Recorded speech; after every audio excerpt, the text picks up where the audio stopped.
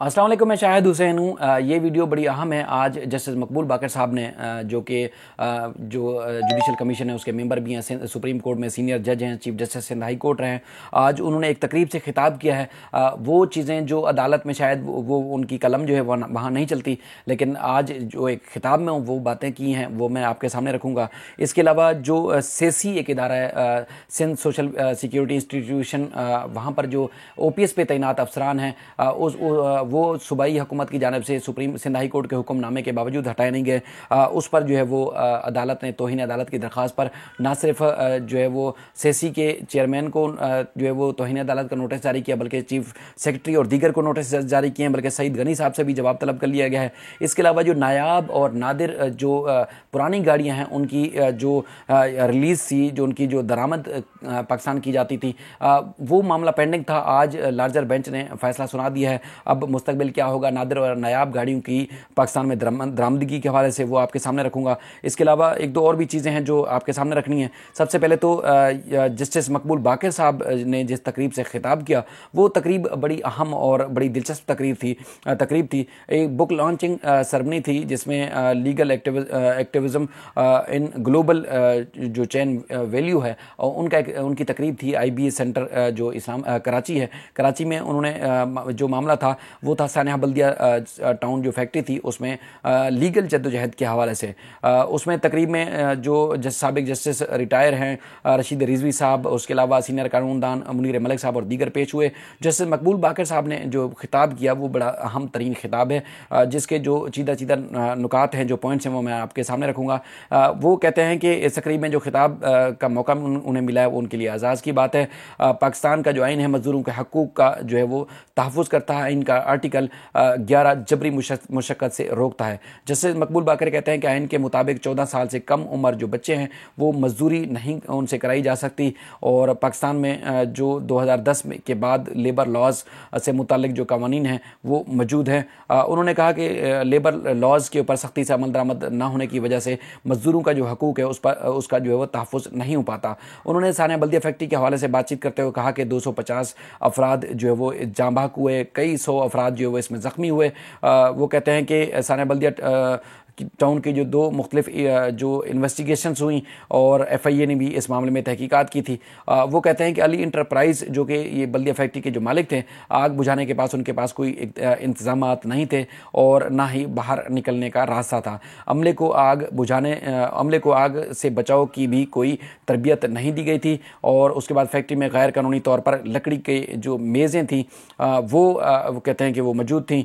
और उसके बाद फिर उसकी 9 फ्लोर के ऊपर मौजूद थी। और वो कहते हैं कि अली इंटरप्राइज़ लेबर डिपार्टमेंट से रजिस्टर्ड नहीं था और ना हुकूमत ने कभी इंस्पेक्शन की थी। Sindh building control authority building कानून पर अमल दरामद करने से मुतालिक उन्होंने कहा कि वो जो है वो उनकी हदूद नहीं थी, उस साइट एरिया में उनकी हदूद नहीं थी। और अली इंटरप्राइज़ को जो हादसे से पहले जो 22 रोज़ कबल इंतजामात मुकम्मल होने से मुतालिक, यानी कि तमाम जो इंतजामात हैं मुकम्मल होने से पहले उनको एक सर्टिफिकेट भी जारी किया गया था, जिसमें कहा गया था कि उनके सेटिस्फैक्ट्री करार दिया गया था कि यानी कि तसल्ली बख्श इनकी जो कारकर्दगी है। उस पर वो कहते हैं कि बाद में पता चला कि कोई ऐसी इंस्पेक्शन ही नहीं हुई थी जिसका जो सर्टिफिकेट जारी किया गया, यानी कि सर्टिफिकेट जो जारी किया गया था वो जाली था। और जस्टिस मकबूल बाकर इस बात का इंकशाफ करते हैं, बल्कि एतराफ़ करते हैं कि हमने सानिया बल्दिया फैक्ट्री से कोई सबक नहीं सीखा। अभी दोबारा कुरंगी में एक फैक्ट्री में आग लग गई थी और हुकूमती इदारे इस पर तवज्जो नहीं दे रहे, जिसकी वजह से हादसात बढ़ रहे हैं। अब जस्टिस मकबूल बाकर साहब जो इंतहाई सीनियर जज हैं, काफ़ी खबरों में रहते हैं, जैसे काजी फ़ैज़ ईसा साहब के जो है वो काफ़ी क्लोज समझे जाते हैं। उनकी ये बातें आप सुन के आप खुद हैरान होंगे कि वो खुद किन किन बातों का जो है वो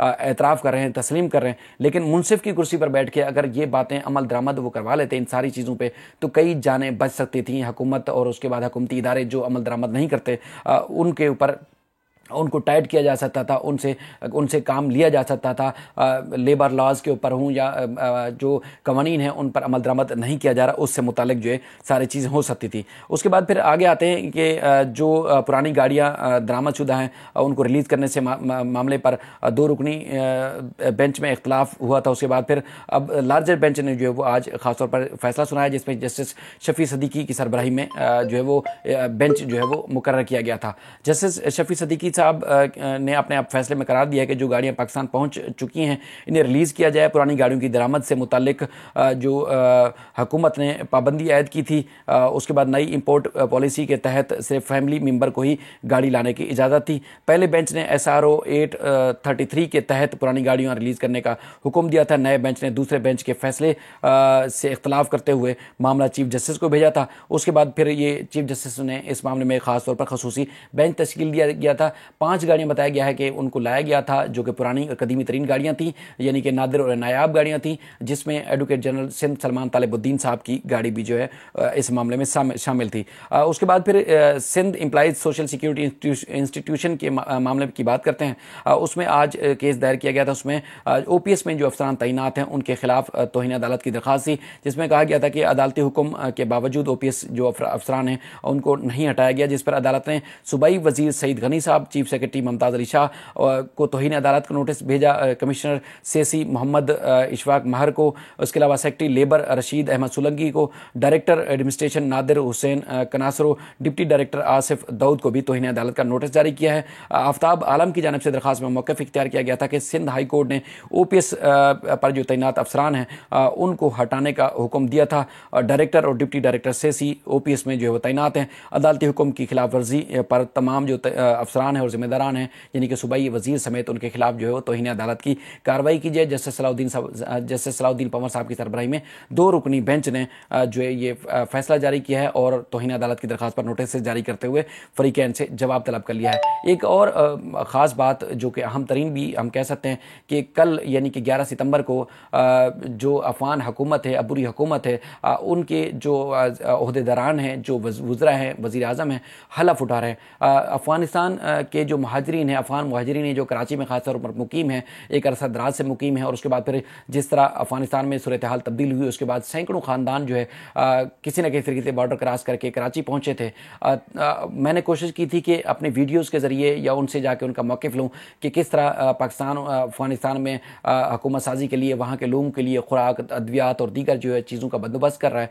तो उसके बाद फिर वो उनसे उनका मौक़िफ़ भी लूँ, उसके बाद फिर उनकी क्या तवक्कुआत हैं, पाकिस्तान में किस तरह पहुँचे, उनके क्या हालात हैं, उसके बाद फिर क्या वो वापस जाना चाहते हैं, नहीं जाना चाहते, वहाँ कैसे हालात थे, किस तरह उनको भाग के यहाँ पाकिस्तान आना पड़ा। तो मैंने कोशिश की थी यहाँ अफ़गान कैंप के अंदर कराची में, तो एक साहब से रब्ता हुआ, वहाँ मैं पहुँचा, उनसे कोशिश की कि उनसे इंटरव्यू ले सकूँ, या उसके बाद उनके साथ जो मुकीम दीगर अफ़गान महाजरीन जो एक अरसा दराज से यहाँ मुकीम हैं, क्या वो वापस जाना चाहते हैं, क्योंकि पूरी दुनिया जो है वो अब ये देख रही है कि अफ़गानिस्तान में काफ़ी अमन कायम हो चुका है, हुकूमत कायम होने जा रही है, और अफ़गान की जो तालिबान हुकूमत है उन्होंने अफ़गानिस्तान में उन्होंने जो है वो माफ़ी का भी ऐलान किया है। तो क्या शहरी जो है वो वापस जाना चाहते हैं या नहीं जाना चाहते, क्या सूरत हाल है, उनका क्या जानना है, उनका क्या कहना है। तो अब वहाँ जाने के बाद उन्होंने मुलाकात की। कैमरा पे सामने आने से जो अफ़गान महाजरीन थे जो एक अरसा दराज से यहाँ कराची में मुकीम हैं, उन्होंने सामने आने से इनकार किया।